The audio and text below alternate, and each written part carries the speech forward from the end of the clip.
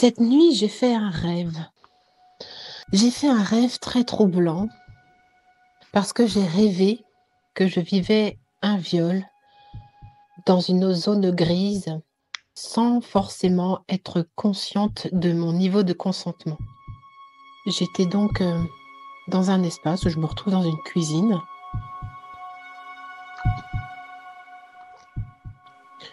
Je suis en train de me laver les mains et un homme me suit et arrive par derrière, forcément. Donc je ne le vois pas. Il passe des mains sous mon t-shirt. Je suis surprise, je dis non, qu'est-ce que vous faites là? Donc,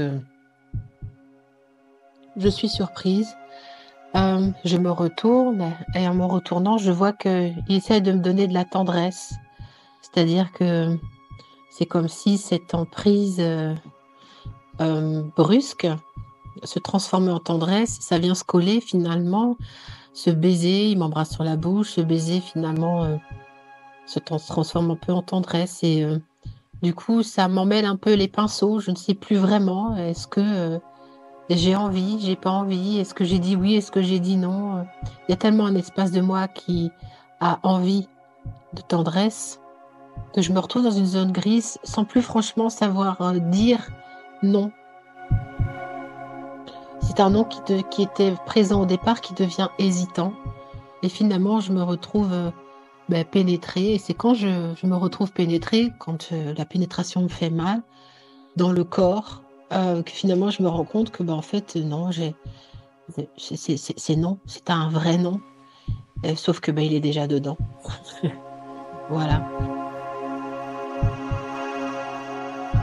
Et je pense que en ce moment, en tant que beaucoup de femmes vivent cette sortie de sidération où elles se rendent compte, qu'elles ont vécu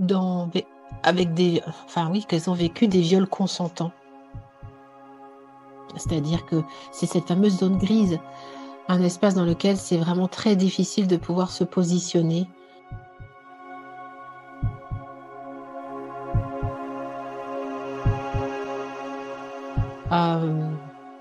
Je donne l'exemple du vendeur d'encyclopédies qui fait de démarchage porte à porte. Il arrive, il sonne à la porte, on l'attend pas, finalement il s'est pas annoncé, en général c'est du porte à porte, il n'y a pas eu de prise de rendez-vous, rien du tout, donc on est un peu surprise. On ouvre la porte et il nous dit voilà, j'ai une super encyclopédie, donc il nous vend l'encyclopédie comme étant vraiment le truc super à la mode. En fait, il nous fait vraiment un démarchage affectif en disant certainement qu'on va être plus intelligente, qu'on va être plus ceci, qu'on va être plus cela, de la même façon que finalement l'homme qui viole et embrasse et fait croire un simulacre de tendresse pour essayer d'apaiser toutes ces parts de nous qui sont sur la défensive. Et puis finalement, il s'essuie les pieds, il rentre dans la maison, on n'a pas le temps trop de pouvoir dire ni ouf ni caisse, que déjà il est rentré. Donc là, on arrive sur la pénétration. Et que finalement, on ne sait plus finalement comment il a fait pour rentrer,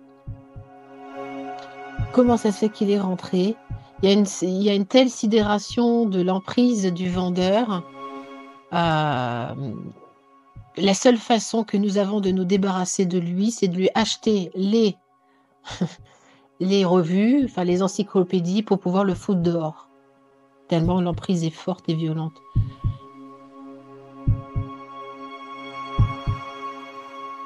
Voilà. Le viol n'est pas que dans les espaces sexuels, il y a vraiment des emprises psychiques, des façons de vendre, des façons de faire qui peuvent vraiment laisser des grandes emprises et des grandes empreintes de viol dans le champ psychique. Voilà.